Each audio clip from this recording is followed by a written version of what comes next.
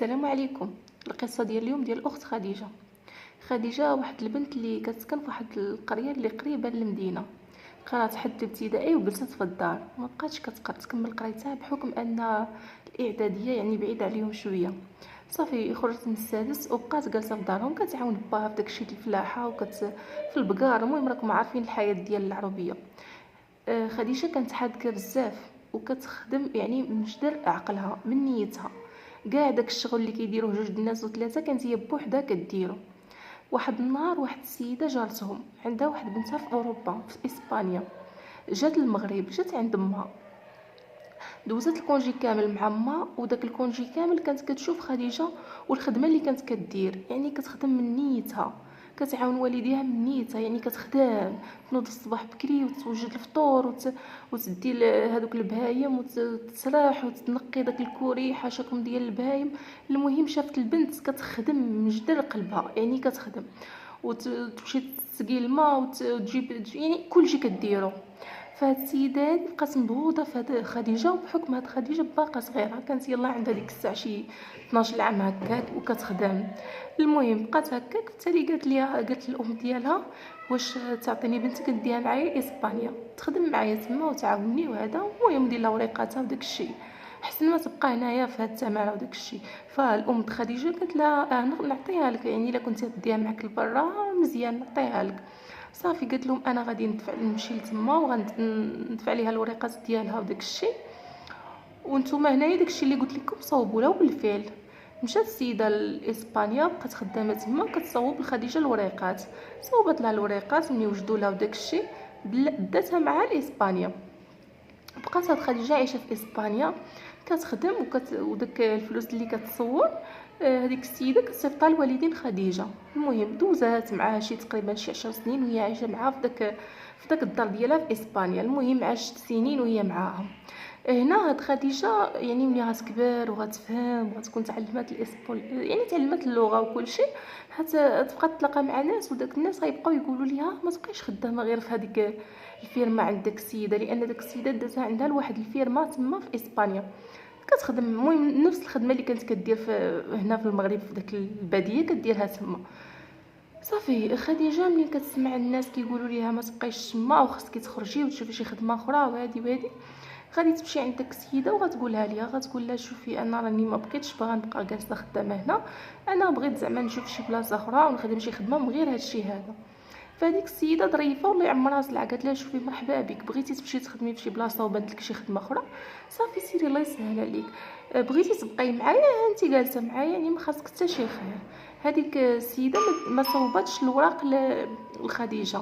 فخديجه كانت تعرفت على شي ناس وقالوا لها تمشي تخدمي معنا في واحد الريستوران، وداك مول السيده الريستوران غادي يسيب لك الوراق وراه ظريف وداك الشيء. وبالفعل خديجه غادي تمشي غادي تقولها للسيده. المهم السيده ما عندها حتى شي مانع، قالت لها صافي ديري اللي عجبك، بغيتي تجي تبقاي جالسه معايا بغيتي تمشي اللي بغيتي. خديجه مشات عند داك السيد هي مع داك البنات ودخلوها لداك الريستورا وبدات كتخدم مع داك السيد وصيبات الوريقات ديالها وقدات المسائل كاملين. هنا خديجه كانت وصلت تقريبا شي 24 سنه. المهم ملي صوبت الوريقات ديالها والمسائل ديالها وهذه سكنت في الاول مع البنات وهذه ولات كتهبط بحالها للمغرب. واحد النهار واحد الكونشي غتهبط للمغرب. ملي هبطت للمغرب في داك الكونشي غادي تشوف واحد السيد ولد جيرانهم. هذاك السيد غادي تعجبو خديجه بزاف وغيبدا يتقرب ليها وغادي يحاول يهضر معاها. وملي غيهضر معاها وداك الشيء يقول لها انا بغيت نتزوج بك. خديجه قالت له واخا يعني مقابله. هذا السيد كيبان راجل مزيان ومعقول، ووالدين خديجه كيعرفوا والدين داك السيد وعارفينه باللي انسان طيب ومزيان يعني متقي الله. صافي غيديروا الخطبه ديالهم داك الشيء، وخديجه غادي ترجع لاسبانيا تخدم عاوتاني يعني سالا الكونجي ديالها. وغتقول داك السيد اللي تخطبات ليه وداك الشيء ضربوا الكاغي تخطبوا كلشي، غادي تقول له ملي غنوجد لك الوراق صافي غتمشي معايا. السيد بقى في المغرب فرحان يعني راه غيمشي لاسبانيا وداك الشيء. خديجه ظريفه وبنت الناس قالت له شوف غتعلم شي صنعه اللي زوينه، حيت هذاك السيد حتى هو كان خدام في الفلاحه تما في العربيه. قال لها انا راني كنعرف نسوق، يعني كنسوق داك الماكينه د الحصاد وداك الشيء، يعني راني معلم. هذيك الخدمه ديالو كيسوق داك الماكينه د الحرث ود الحصاد. قالت له شوف دابا غادي تمشي دوز شي بيرمي ديال شي كاميو الكبير ديال الطوموبيل، باش تجي منين ان شاء الله تجي لاسبانيا تخدم هاد الخدمه هادي تكون شيفور، حيت اسبانيا صعيب باش دوز البيرمي. قال لها واخا، ولكن انا ما عنديش الفلوس باش ندوز انا هاد البيرميات، خاصهم مصاريف. قلت له شوف انت دوز البيرمي ديال الكاميو الكبير ليكسبور، المهم اي بيرمي اي حاجه بانت لك دوز البيرمي ديالها على ما يوجدوا لك الوراق، انا غنتكلف بجميع المصاريف. السيد عجبو الحال بزاف ومشى وبدا كيدوز البيرميات ديالو، دوز ديال الكاميو ودوز ديال الطوموبيل، وبحكم انه كان كيعرف يسوق فكان كينجح في داك البيرميات. ولكن شكون اللي كان كيخلص؟ خديجه من اسبانيا. وحتى الخدمه كانت كتقول له بلا ما تخدم، عوض ما تبقى تخدم وداك الشيء فغير سير حفظ ودو يعني باش تنجح وتجيب البيرميات معاك. داكشي اللي كان. المهم السيد شد البيرميات ديالو، خديجه كتصرف على والديها وعليه هو حتى خرجوا له الوريقات. يعني هي دفعت ديك الساعه التجمع، يعني غتجيب راجلها كانت مزوجه به وضربه الكاريط، كتدفع التجمع كتديه.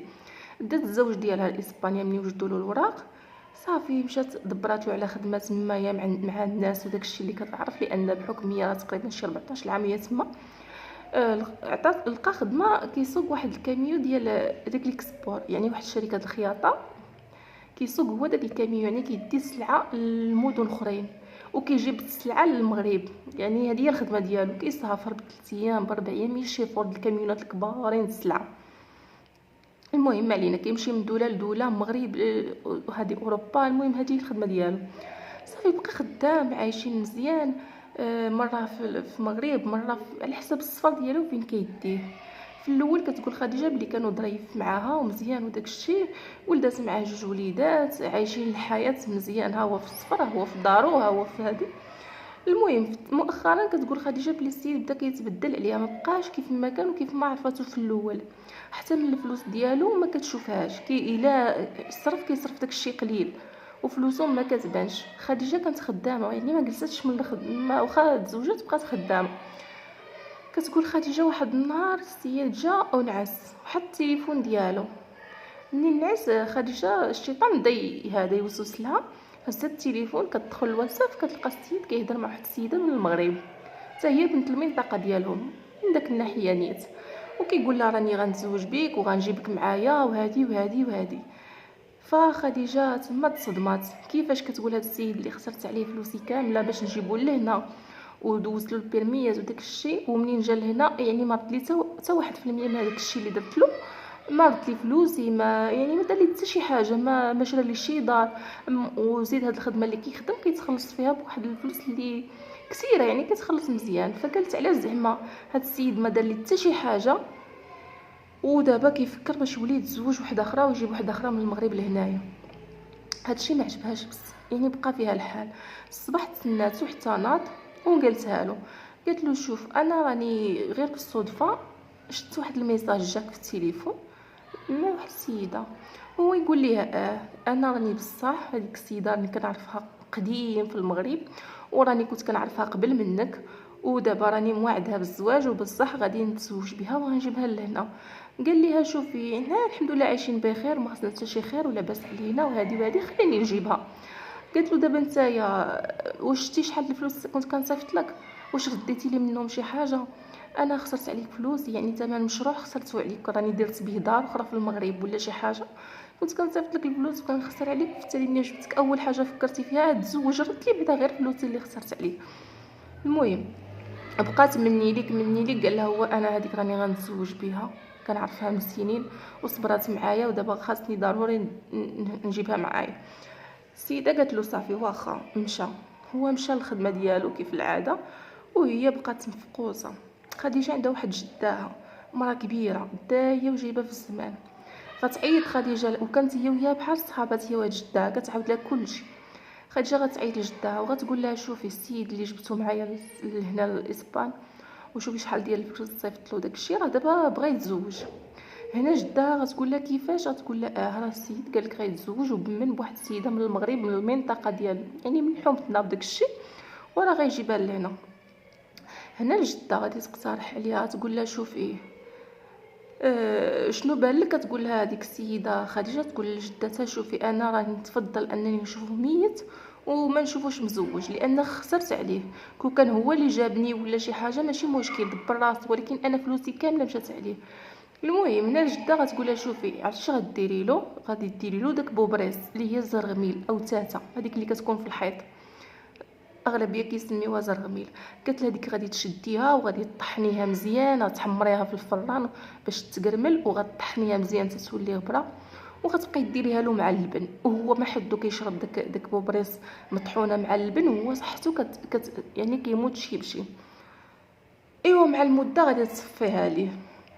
داكشي ما سمعات خديجه، مشات خديجه كتقلب على بوبريس على تاتا، منين تجيبها منين تجيب، كتقلب دبرات على واحد 4 ديال البوبريصات، يعني تاتا الزرغميلات كل واحد شنو كيسميها.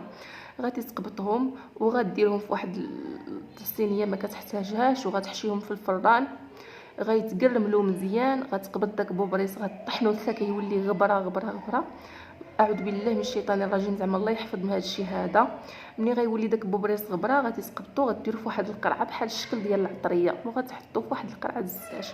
وفين ما يجي راجلها غدير له واحد المعلقه ديال داك بوبريص مطحون في كاس د اللبن، وغتعطيه يشرب. راجل خديجه كان كيحماق على اللبن، فخديجه اللبن ما كانش كيخطاها، هو فاش كيجيب مع اللبن، وهي عاوتاني ديما شاريه اللبن.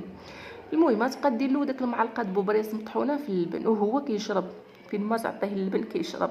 كيسافر خدمته 3 ايام 4 ايام كيجي للدار. المهم كيشرب داك اللبن. السيد من بعد واحد 15 اليوم ديال داك بوبريس اللي كيشرب، كل مره كتعطيه، عاد ما كانش كتعطيه بزاف، كتقول خديجه كانت كتعطيه غير واحد شويه، يعني راس المعلقه.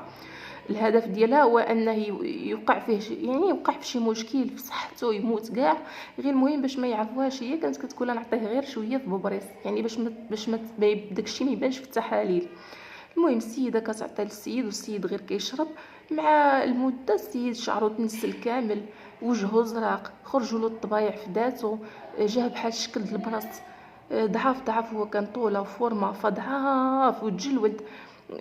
زيد على وجهه الزراق، الطبايع اللي كيخرجوا له في حدا هنا تحت عينيه، في عنقه هنايا. المهم الطبايع بحال الشكل ديال البرص، داك الطبايع البويض هكا. السيد غير غادي وكيزرق والطبايع. المهم هي واخا كتشوفو هكاك غير ما كتزيد وتعطيه في داكشي اللي كتعطيه. واحد النهار هو غادي مسافر، وخديجه كان باقي لها شويه د اللبن، درتو له في قرعه وبقى تقريبا واحد زليفه د اللبن. هو هز داك القرعه ديالو ودارها في الصاك، كيدي معاه اللبن عزيز عليه. وداك اللبن بطبيعه الحال دايره له فيه واحد المعلقه ديال داك بوبريس مطحون، كانت كتجيب داك الشيء المهم هو خارج، هو يتلاقى مع الاب خديجه. الاب خديجه كان وقع له شي مشكل مع مراته، خديجه كانت يعني جابتو فيزا، يعني غير زياره 3 شهور وغيرجع. وهي هذيك في داك 3 شهور هي هذيك كان جالس تما مع خديجه كيمشي يخرجوا داك الشيء. وداك النهار بالضبط وبالصدفه راجل خديجه خارج وهو باها داخل، وهو يقول لها انا ما نمشيش بلاتي شويه، والله حتى نجلس مع عمي شويه. صافي بقى جالس معاه كيتهاود هذا، هو يقول لها خديجه لا باقي شي لبن جيبي لي. مشات خديجه عمرت لها فهاد اللبن، عطاتها لباها، باها شربها. هو يقول لها زيديني شويه د اللبن، قالت له خديجه با والله ما بقى داكشي اللي كان صافي. هو ينطق راجل خديجه قال له انا نعطيك، هو عندي انا معمرها لي نعطيك. قالت له خديجه لا يخلي لك هذا، قال لها لا والله نعطي لعمي. هو الاول هز واحد القرعه ديالو من الصاك وعمر لبين خديجه زلافه د اللبن. خديجه بدات كتلوان وتصفار وكتقول يا ويلي غيشرب با من داك اللبن اللي فيه بوبريس مطحونه. بقات مخلوعه. السيد باها بالفعل هز شرب واحد الجغمه من داك الزلافه، وخديجه عينيها غيخرجوا في باها، كتقول زعما بحال اللي بغات تقول له ما تشربش. با حد الزلافه، وبالصدفه راجلها جاه تليفون، خرج كيهضر في التليفون، كيجاوب على التليفون ديالو. خديجه كتحيد لباها مني يدي داك الزلافه وكتمشي كتهرقها في لابابو. قالها با اش كديري؟ قالت له بلاتي نقول لك. المهم السيد دخل وقال لهم والله بسلامه عليكم، راه جاتني الناس كيعيطوا لي باش غنسافر وداكشي. قالت له خديجه الله يهنيك. السيد مشى.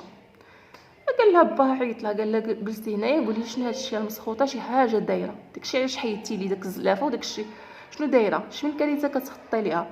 وهي تقول له شوف با شتي هاد السيد اللي كتشوف دابا كيبان لك مزيان ومعقول، راه قال لك باغي يتزوج عليا وغيجيب السيده من المغرب، وهاد السيده قال لك كيعرفها قبل مني وحالف تيجيبها، وراه لقيتو كيهضر معاها، ومنين واجهته قال لي راه كان بغيها وباغي نجيبها وغنجيبها، بغيتي ولا كرهتي. با قال لها ايوا انت شنو تديري؟ قالت له راني شديت بوبريس طحنته مزيان وكنديروا له في اللبن. قال لها شنو قلتي كديري له بوبريس في اللبن؟ قال لها قال لها واش انت حمقتي؟ واش باغا تقتلي السيد؟ واش في خبارك الا السيد مات راه غيبان في التحليل، راه يديروا له التشريح وغيعرفوا بلي السيد مات بتسمم وغيجيبوك انت اول وحده غيحقوا معاك. المهم خديجه بقات كتشوف وقالت له با شوف انا هذاك السيد نبغيه يموت على انني نشوفو مزوج. با قال لها هادشي اللي كديرها بنتي ماشي معقول، نعيش الشيطان، ولا مكتب له يتزوج راه غيتزوج. المهم شوفي حيدي لك هادشي. مشى قلب على داك بوبريس جبداتو له اللي مطحون داكشي رمى داكشي كيعيط لراجلها وقال له شوف عندك تشرب من داك اللبن اللي كتشرب منه غير ميه. قال له علاش؟ قال له تنطلقا ونعاود لك. السيد سافر مشى وسال الخدمه ديالو رجع لقى الاب خديجه مازال في الدار وقال له عمي شت قلتي لي رمي اللبن رميته ولكن ما فهمتش علاش. قال له داك باين خديجه واش عرفتي علاش انت وليتي هكا وصحتك طاحت وكتشكى حيت الراجل ديال خديجه ولا كيتشكى بزاف كيقول لها يعني مريض وعيان وصحتي من هذا. فقال له واش عرفتي مناش هادشي؟ قال له لا ما عرفتش. قال له عرفتي شنو؟ راه بنتي اللي هي مرتك راه كدير لك بوبريس مطحون في اللبن، كل ما كتشرب داك الشيء راه هادشي باش انت شعرك تنسل وتراقيتي وقع لك هادشي، ولكن راه الديفو فيك انت. واش نسيتي بنتي شحال ضربات معك الثمره باش تجيبك لهنا؟ واش نسيتي شحال صيفطت لك باش دوز البيرمي؟ انت شنو درتي لهاد البنت؟ الكرا مازال ساكنه فيه، شنو درتي لها؟ قال له بصح عندك الحق عمي انا ما درت لها حتى شي حاجه، يعني ما جازيتها بحتى شي حاجه. فهنا غيقول له شوف نحي الشيطان وقابل وليداتك ودارك وخدم عليهم، والزواج زعما راه ماشي شي حاجه مهمه، عندك مراتك شنو بغيتي. قال له عندك الحق عمي وصافي وهذا. المهم مشى عند مرتو قال لها شنو هادشي اللي درتي لي حرام عليك. قالت له شوف انت بغيتي تتزوج عليا وهادي وانا خسرت عليك فلوسي صحيحه يعني ما درت بها حتى شي حاجه، ومنين جيتي انت ما درتي لي والو، شنو انت باغي تزوج تجيب وحده اخرى لهنايا؟ فهادشي صراحه نشوفك ميت احسن ما نشوفك معرس. المهم دازت الامور باين خديجه سالت المده ديالو ومشى بحالو للمغرب، رجع للمغرب. خديجه بقات عايشه هي والزوج ديالها مده تقريبا شي 3 سنين ولا 4 سنين وهما عايشين هانين ما كاينش المشاكل، ولكن مره كان كيوقع هادشي. مورا 4 سنين السيد كيفاجئ خديجه حتى كيجيب داك السيده الاسبان، يعني حتى كيدخلها عليها للدار وكيقول لها هذه هي السيده اللي يعني درتي لي هادشي كامل، انا راني كنت موعده وحالف حتى نجيبها وانا جبتها، بغيتي تبقاي تبارك الله، ما بغيتيش ما عنديش. المهم عندي ما ندير لك. السيد من النهار اللي دارت له داك بوبريس واخا كان جالس معاها وداك الشيء كان ديما واخد الاحتياط ديالو منها، كان خايف حتى الماكله ديالها ما كانش كياكلها هو، يعني ديما حاضي معاها. المهم داكشي علاش ما كانش كيبين لها في هذه المده ديال 3 سنين ولا 4 سنين هكاك تقريبا 4 سنين ما كانش كيبين لها حتى شي حاجه يعني حتى الهضره في التليفون مع هذيك السيده ما كانش كيهضر، فكندير التليفون في الكاميو ديال واحد اخر كيهضر معاها، يعني هي واخا كتقلب له التليفون ما كتلقى حتى شي حاجه، كتقول هو صافي راه خاف ودار عقله. وفي التالي فجأة جابها لها ليشان. خديجه كتقول ما رضاتش ما عجبهاش الحال، تما قالت له صافي نطلقوا، طلقات هي وياه. الوليدات بقاو مع خديجه، السيد تزوج بداك السيده عيشها مع، يعني كيصور الزباب د الفلوس كيعطي لخديجه يعني شي فليسات قلال، يعني داكشي ديال النفقه داكشي، المهم ماشي شي حاجه. فهنا خديجه ندمت حياتها، كتقول فلوسي ضيعتها، ما درت بها دار، ما درت بها شي مشروع، ما حتى حاجه. جبتو خسرت عليه فلوس البيرميات وداك الشيء، وهو باش جازاني تزوج وجابها لي لهنايا. زيد على داك المصيبه اللي كنت كنعطيه كون راني قتلته ومشيت للحبس، يعني كنت نخرج على راسي.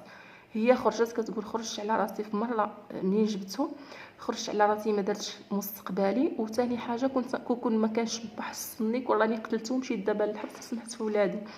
فهذه هي قصه خديجه، وهذه القصه خديجه كتقولها لينا وكتقول لك بغات تكون عبره لاي وحده، فحتى شي وحده ما دير شي اجر بحال هكا الصراحه الله كتقول لك. مازال قالت كون ما كانتش هي، يعني كون ما كانتش جابته وخسرات عليه الفلوس ما كانش غيبقى فيها الحال، فهي خسرات دم جوفها عليه، يعني غير باش يشد داك البيرميات اللي خدا فلوس صحيحه، زيد على المصروف لان ما كانش كيخدم، هي كتصيفط له باش يدوز البيرمي وباش ياكل. فكتقول غير هاد الفلوس اللي صيفطلوك راني درت بها دار في المغرب ولا شي قهوه ولا شي حاجه. المهم هنا كتسالي القصه خديجه، وكنتمنى تكون عبره لكاع الناس اللي يعني اللي بحال خديجه كيف ما كنقولوا. والسلام عليكم.